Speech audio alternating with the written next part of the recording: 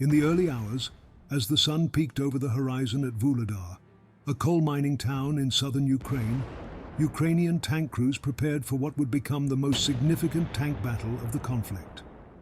Comprising individuals from all walks of life, these crews were acutely aware of the ferocious violence associated with tank warfare, a reality underscored by the charred remains of armored vehicles from previous battle. A soldier, gazing at the horizon, muttered, "This land, it's part of us now. Our fate and its fate are one." Ukrainian tank crews, understanding the critical role their tanks would play, conducted pre-battle rituals. Another soldier, looking at his tank, said, "You're not just steel and ammo. You're our lifeline. Carry us through this." The Battle of Vuhledar was a strategic confrontation, extending over 3 weeks. Russian forces, deploying tanks from Cold War-era reserves, advanced in columns towards Ukrainian defenses.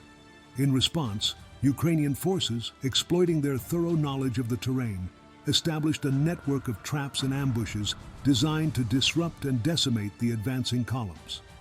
The Ukrainians, deeply familiar with the terrain, used their knowledge to set traps and lay ambushes, ready to exploit the enemy's overconfidence and tactical errors.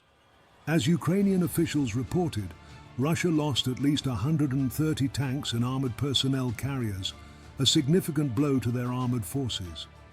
This loss was due in part to the Ukrainians' careful study of Russian movements and the strategic placement of mines and anti-tank missiles. The landscape around Vuhledar, with its dirt roads and tree lines, became a deadly ground for the advancing columns, turning the Russian strength in numbers into a vulnerability. "These tanks, they're more than machines," whispered a sergeant to his crew. "Treat them with respect, and they'll carry us home." The crew members, understanding the gravity of his words, touched the tank's side in a moment of silent solidarity, their faith in their steel companion unwavering. As the Russian forces moved forward, their lack of experienced personnel became apparent. Many of the elite units had been depleted in earlier fighting, and the gaps were filled with newly conscripted soldiers, unfamiliar with the tactics that would soon decimate their ranks. Ukraine's defenders, on the other hand, had honed their skills in the art of ambush, a tactic they had perfected since the early days of the war. Lieutenant Vladislav Bayak, the deputy commander of Ukraine's 1st Mechanized Battalion of the 72nd Brigade, played a crucial role in the orchestration of these ambushes. From a bunker in Vuhledar, he and his team would monitor the movement of Russian tanks through drones. They had prepared kill zones along the routes, areas where the terrain and pre-laid mines would funnel the enemy into deadly traps. The moment a Russian column was spotted, Ukrainian anti-tank teams, equipped with weapons like American infrared-guided javelins and Ukrainian laser-guided Stugna P missiles, would power up and take position. Artillery units were also ready, positioned to strike once the Russian tanks were lured into the kill zones. The strategy was to let the tanks advance on a mine-free road, only to be trapped by the seeded explosives off the path when they attempted to maneuver or retreat.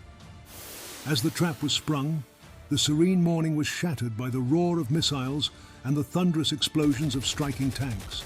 The Ukrainian soldiers, hidden in their positions, watched with a mix of fear and determination as their carefully laid plans came to life. The air filled with the acrid smell of smoke and the distant, muffled cries of the battlefield. Each explosion marked a profound loss, a stark reminder of war's unforgiving nature. The ground, once a peaceful expanse, became a testament to the conflict's brutality, scattered with the wreckage of what moments ago had been instruments of war. The result was chaotic and devastating for the Russian forces. Blown up by mines, hit by artillery, or obliterated by anti-tank missiles, their armored vehicles quickly turned into obstacles for the following units, creating bottlenecks and making them easy targets for further attacks. Ukrainian artillery would then open fire, inflicting additional damage and causing panic among the Russian soldiers. From the Ukrainian soldiers' perspective, the scene was one of controlled chaos. As they targeted the Russian tanks, the reality of their task weighed heavily upon them. They worked with grim efficiency, aware that each successful strike was a matter of survival. yet each also carried the heavy toll of life.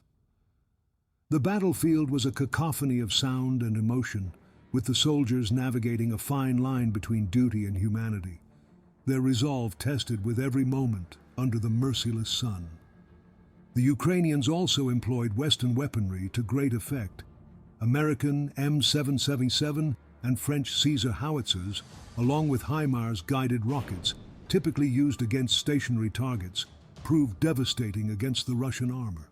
The Ukrainian tank crews, including those like Private Hrebenok, had adapted to the realities of war with little formal training, learning tactics and strategies on the fly, and proving remarkably effective against a technically superior enemy.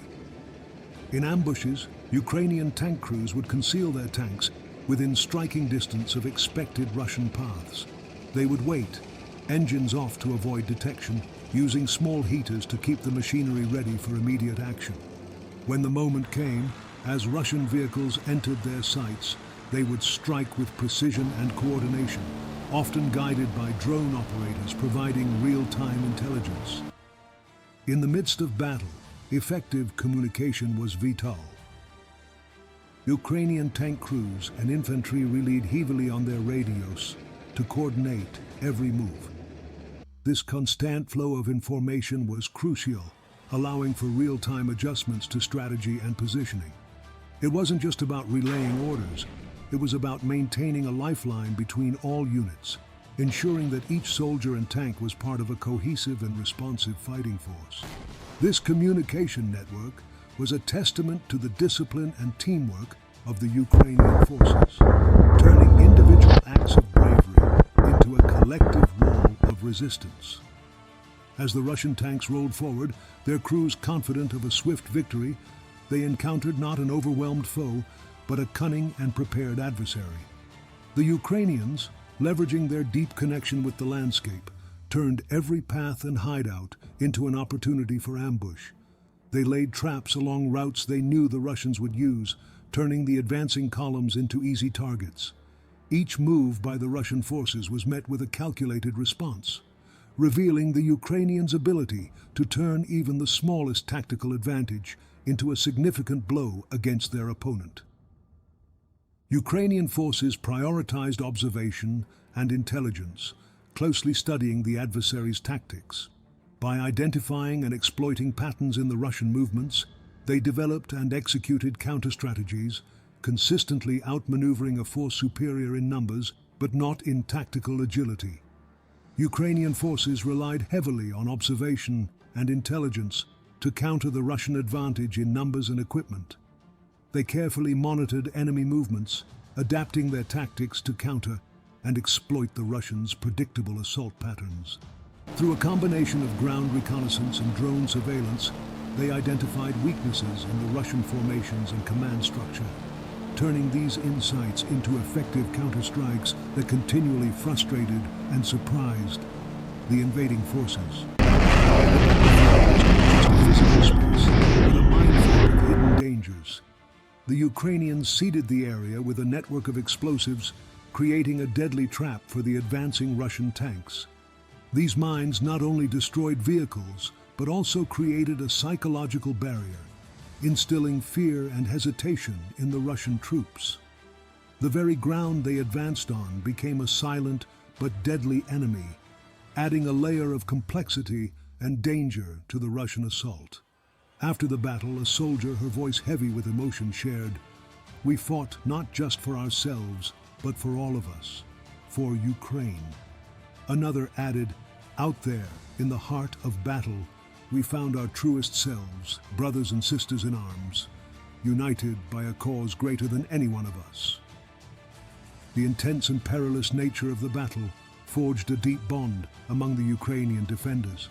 Shared experiences of close calls and narrow escapes brought them closer, creating a brotherhood forged in the fires of conflict. This camaraderie became their strength, providing comfort and courage in the darkest moments and driving them to fight on despite the overwhelming odds. The Battle of Vuhledar was more than just a military engagement. It was a testament to the indomitable human spirit. In the face of seemingly insurmountable challenges, the Ukrainian soldiers demonstrated extraordinary bravery and ingenuity. Their story is not just one of conflict, but of the enduring power of hope, unity, and resilience, offering inspiration and lessons for generations to come.